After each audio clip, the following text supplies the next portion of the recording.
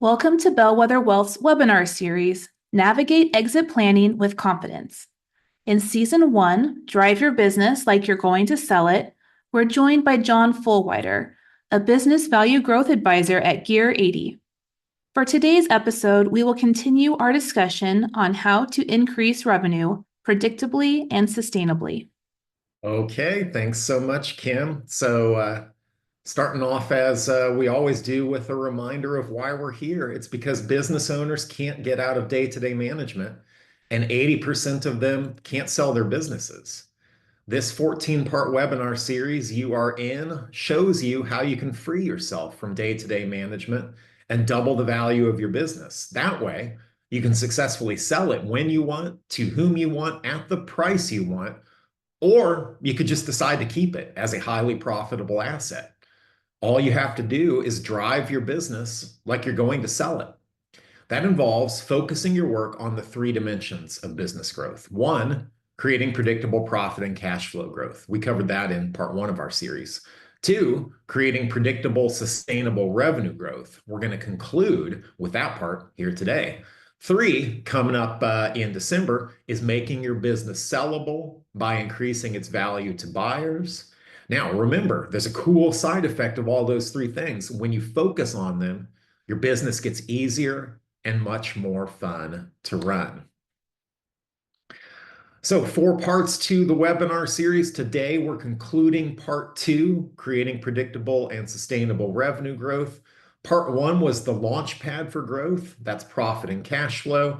Part 3, I just talked about. Part 4 is going to cover all your options for exiting your business, whether that's selling it or exiting day-to-day management. The series revolves around a free assessment that gives you a rough estimate of what your business could sell for today. You'll also learn how much more you could sell it for after you increase its profit, revenue, and value. This can be as much as double what you could sell your business for today.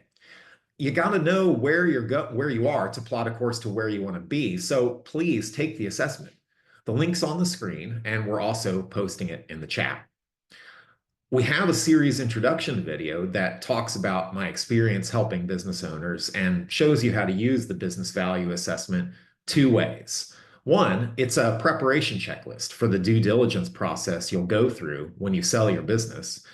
And 2, it's a growth playbook that lets you PE yourself. That means growing your business dramatically, like a private equity firm would, while preserving your non-financial values like loyalty to your employees and your community. You can watch the series introduction and all the past episodes in the series at the link on the screen. We're also posting it in the chat. So today, we're going to cover 3 more ways to grow your revenue predictably and sustainably.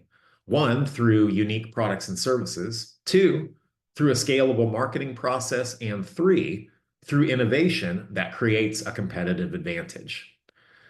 I can tie all 3 of these together with a quotation from noted smart guy Peter F. Drucker, the father of modern management. Drucker wrote, "Because the purpose of business is to create a customer, the business enterprise has 2 and only 2 basic functions: marketing and innovation. Marketing and innovation produce results. All the rest are costs." So remember, we're talking today about unique products and services, which are the result of innovation, a scalable marketing process, and an innovation process. Looks like we're on the right track. In fact, Peter Drucker said it all, so end of presentation. Let's take some questions. Just kidding. Objective number 5 on the way to growing revenue predictably and sustainably is unique products and services. More specifically, your products and services have unique characteristics that allow you to sell on value, not price. A key result that shows you're on the way to achieving this objective is that the business maintains a document that compares and contrasts its products and services against the competition. So I'm going to teach you a beginner tool and an advanced tool to help you lock this down. The beginner tool is 3 uniques from the book Traction, and the advanced tool is Strategy Stack from the book Strategy OS. Traction by Gino Wickman talks about marketing your business based on 3 ways that you're different from the competition. Other books call these differentiators or unique value propositions. Traction calls them 3 uniques and defines them this way. If you line yourself up against 10 of your competitors, you might share these 3 uniques all among the 3 of you. Now, some of you may even share 2 of the 3 uniques, but no one else should have the 3 that you do. You need to settle on 3 qualities that will truly make your company unique to the ideal customer. The individual uniques don't have to be different from those of your competition. It's the combination of all 3 uniques taken together that makes you different. No one else should do all 3 the way you do. So a while back, I helped a home services company with what they thought were their 3 uniques. They thought their 3 uniques were: 1, we give you peace of mind about your biggest investment, your home; 2, we show kindness and respect for your property; and 3, we operate with transparency. So what we did was we put those potential 3 uniques in the columns of a chart and listed their competitors in the rows. I've blurred them out in the picture here. But the idea was to find out if their 3 uniques were indeed unique. And the results showed otherwise. Their top competitor there in the first row had all 3. Competitors 4 and 5 had 1 of the 3. The owner of the company, by the way, said he got more value from this exercise than the last $10,000 he spent with marketing companies. Now, looking at all the question marks there on the whiteboard image, you'll notice that they didn't know where several competitors stood. And that's pretty common, not knowing where your competitors stand. No judgment here. Business is hard. If you're going to maintain a document that compares and contrasts your products and services against the competition, you've got to start somewhere. And the 3 uniques exercise is a great somewhere to start. Now, here's a win-win for you. When you've got that internal document that compares and contrasts your products and services, you can also create an external marketing document. That is, you've got the information, you've got the bits and pieces you need to do a features comparison page on your website, comparing your offering with those of your competitors. In this webinar series, I've been talking a lot about processes, building a business machine that runs on processes and systems, not on heroic effort by you, the owner. This frees up your time, energy, and attention to focus on the fun part, which includes creating unique products and services. We're still working here on that key result that shows you're on the way to achieving your unique products and services objective. And that is that your business maintains a document comparing and contrasting your products and services against your competition. I just gave you the beginner tool for locking this down. That was the 3 uniques we just covered. Now we're going to do the advanced tool I promised, Strategy Stack. So the book, Strategy OS, talks about a family-owned company that makes tools for mining and construction. The company was starting to see Asian manufacturers chipping away at their market share. So what they did was something pretty revolutionary. They bought back the tools that they had sold their customers and let their customers subscribe to the tools. That way, customers would always have the latest version of a tool without having to worry about maintenance or repair, and the company would have reliable monthly subscription revenue.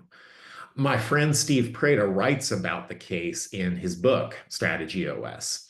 He writes, none of its major competitors has copied this approach. This is because the company has built a strategy stack of more than a dozen unique activities that, in combination, are almost impossible to emulate. There's that concept again. We talked about it in 3 uniques. Here it is again. Activities that, in combination, are almost impossible to emulate. You probably haven't heard of the mining tool company, so I'm going to give you an example most of us can relate to. Southwest Airlines. Just a side funny note. I've got a friend who's also in business consulting, and she has these epically bad experiences with Southwest all the time. And I always have great experiences on Southwest, including the one time I sat next to a favorite author, Cy Wakeman, and had exit row legroom in the same flight. But I digress. Southwest Airlines is consistently profitable in the fantastically brutal commercial aviation space. That's because they've aligned every aspect of their business around unique activities that, in combination, are almost impossible for competitors to copy. Southwest is profitable because they simply get more planes in the air than their competitors. And they do that because all of their activities are aligned around wheels up. Get that plane in the air because we're not making money when it's on the ground. Here's how. They fly just one kind of plane to simplify maintenance and logistics. Wheels up. No refrigerators on the plane because refrigerators break. Southwest uses ice to keep drinks cold instead. Wheels up. The ground crew are cleaning the cabin while passengers are still getting off. Wheels up. Southwest operates from non-hub airports where it can to save on big airport gate fees and big airport congestion. Wheels up. There's no first-class seating. And here's the best part. Southwest has trained its customers to enjoy rushing onto the plane through its no reserved seat system. It's a heck of a lot easier to get wheels up when your customers are racing each other aboard in order to avoid the hated middle seat. Okay, granted, that last part is going away in 2026 in response to pressure from activist investors, but you get the point. Southwest does a lot of things differently from its competitors, and it would be nearly impossible for any big airline to copy them all together. Take operating one type of aircraft, just for one example. Delta, United, American, they'd have to sell off something like 1 bazillion non-737s to standardize on one plane type. So let me give you a way to think about creating your own strategy stack and your own one-phrase strategy. Remember, this is a list of ways that you operate differently from your competitors. So it counts for achieving our key result of maintaining a document that compares and contrasts your products and services against the competition. And it's so much more than that. It's a direct path to making more profit and cash flow by being different. Remember, Southwest Airlines is fantastically profitable in a brutally competitive market because of its wheels up one phrase strategy. One phrase strategy, it's a new term. You see it there on the slide. One phrase strategy is simply a summary of your strategy stack written in, well, one phrase. Let me give you a thinking exercise to come up with your own strategy stack and your own one phrase strategy. Any home services company can be fantastically different in their geography if they'll simply copy this one phrase strategy, one trip. Think about your experience as a consumer of home services. Say your air conditioner is out and it's blazing hot outside.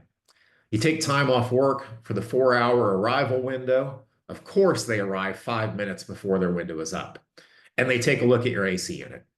Sorry, sir or ma'am, I don't know what's wrong. I do know what's wrong, that is. I do know what's wrong, but we're going to have to order the part to fix it. Could you take another 4 hours off of work, say 2 weeks from now, when we'll finally be able to get you back into our schedule again? That's enough to get a homeowner hot and bothered, right? Well, what if that heating and air company had organized its entire operation around one trip? What if they had processes and systems in place to ensure they always had the part on the truck so they'd only need one trip? How much better would that be for the customer? How much more profitable would that be for the heating and air company? They're only charging you the one inspection and service fee, regardless of how many trips out it takes to finish the job. So, wouldn't it be better to have a 100% decrease in the number of trips? Yes, it would. So, here's the thinking exercise. Imagine you own a home services company and you want to be different from your competitors with the one trip promise. What are all the ways your business would have to operate differently to deliver on that one trip promise? Here's a hint to get you started. You'd need a system for consistently stocking parts in the service vans.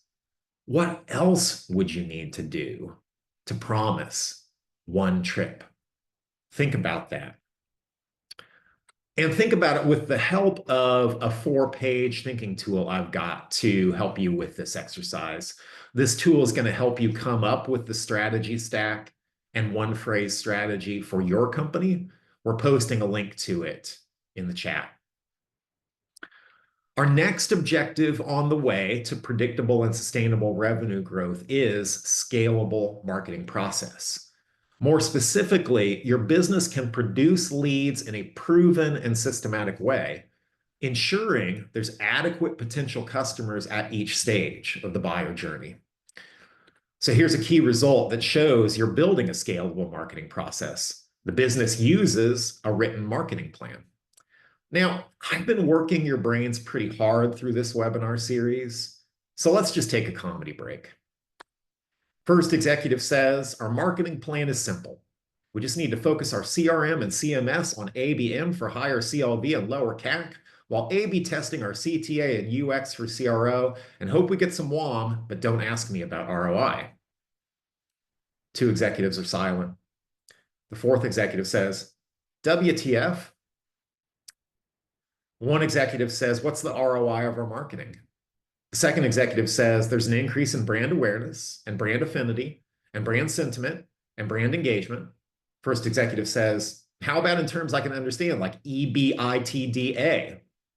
2nd executive says, it sounds like you just made that up. 1st executive says, what's the big campaign idea? 2nd executive, we're going digital. Facebook, YouTube, a mobile app, Pinterest. 1st executive, what are we going to do in all those channels? 2nd executive says, I don't know. We'll figure it out later. Stop throwing spaghetti against the wall. It's about being different in a sea of sameness. Failing to plan is planning to fail. It feels terrible to spend money on marketing and see no return.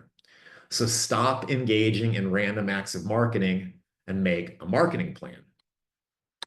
To create your marketing plan, a great place to start is Marketing Made Simple by Donald Miller.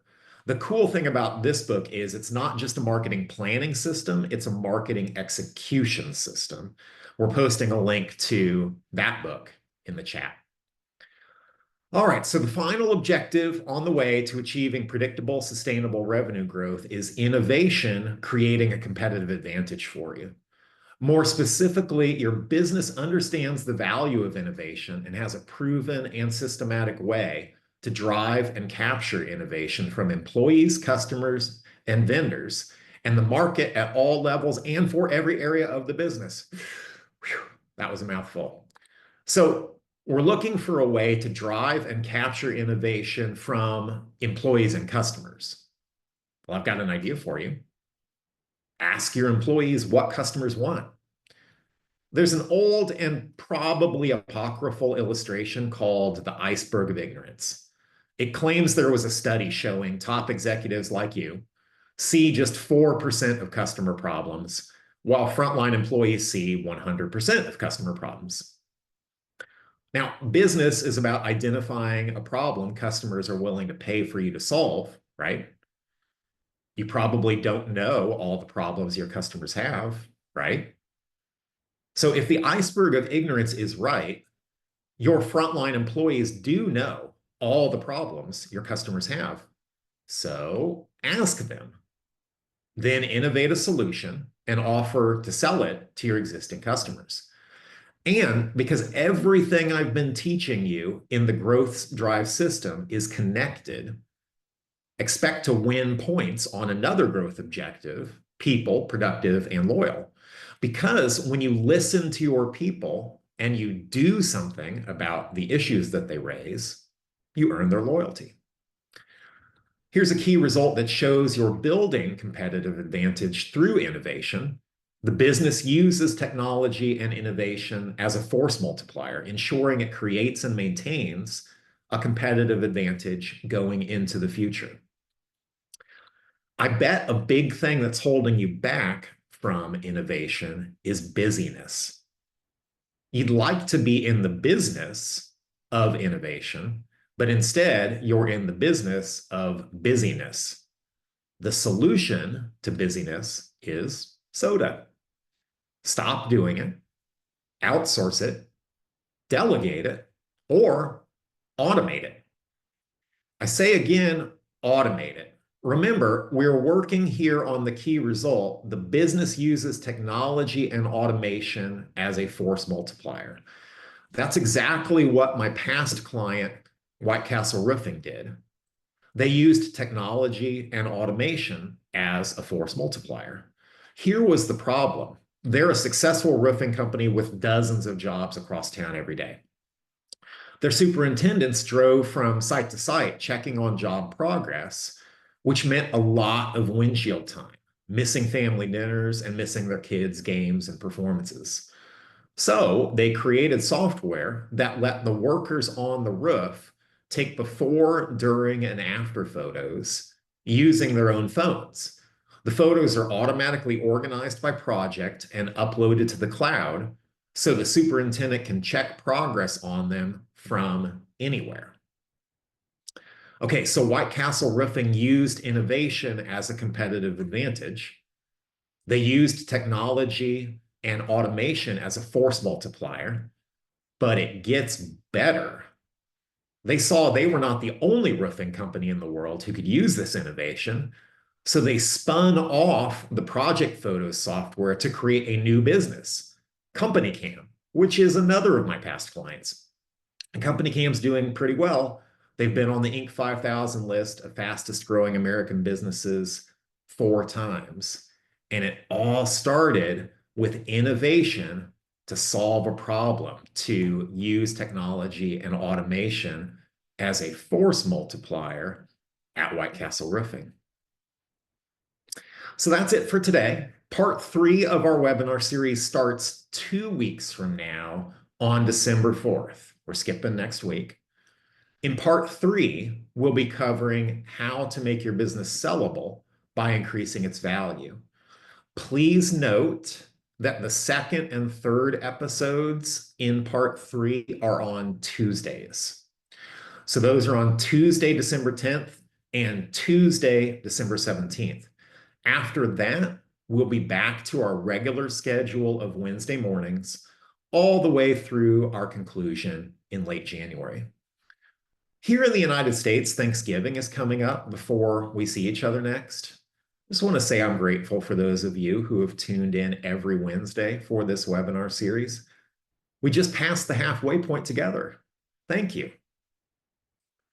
With that, it's time for Q&A. Remember to type your questions in the Q&A section of your Zoom window. Kim from Bellwether will read each question aloud, and I will then answer them. What questions do we have, Kim? Question is, what happened to Objective 7? That's so cool. Great eye, whoever noticed that. So Objective 7 is the financial discipline to run your company on budget, forecasts, and actuals. And in more detail, a buyer during due diligence is going to look at, like, do you have a demonstrated record of at least 2 years of forecasting revenue and actually hitting or exceeding that revenue? That simply got cut for time. Other questions? Great job, Eagle Eye. What else do we have? Do you have any suggestions on how to process with our team to find out more about finding our specific 3 uniques?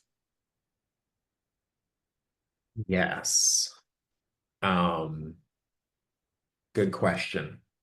So I would start the exercise. I'd start the exercise small, with just maybe your right hand person and your marketing or sales person, and you can simply start with whatever you are claiming is different about you. You have a list of features and benefits and why choose us already on your website, already in your marketing materials. So just make a chart on a flip chart sheet or on a whiteboard, list them all in the columns, list your competitors in the rows, and just find out, get an initial view. Are any of these differentiators we claim are truly different? Are they really different from our competitors? And then as you're trying to find out, well, does our competitor claim this too? You're going to look at their marketing material and you're going to see that they've said something that you offer. You really like the way that they said it, and that's going to provide fuel for your creativity to really drill down and narrow in to your true 3 uniques. One last tip I'll give you that I didn't cover in the webinar. You remember the quote from Traction said, unique for your ideal customer.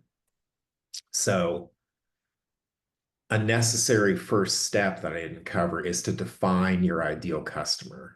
That person who so kicks your tires and lights your fires that you do remarkable work for them.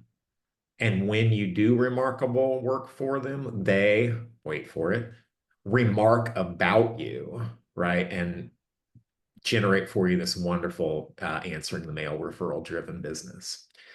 Anyway, you need to look at the marketplace through your ideal customer's eyes, not through everybody's eyes, just through your ideal customer's eyes. And so, what makes you uniquely valuable and different in their eyes? That actually makes the exercise simpler because, you're not looking at all possible combinations of uniques. You're just looking at what they value. All right. Hope that helped. As always, if you need anything further on that, don't hesitate to reach out. I love talking about marketing strategy. What else? We've got time for like one more question. Let's see if another comes in.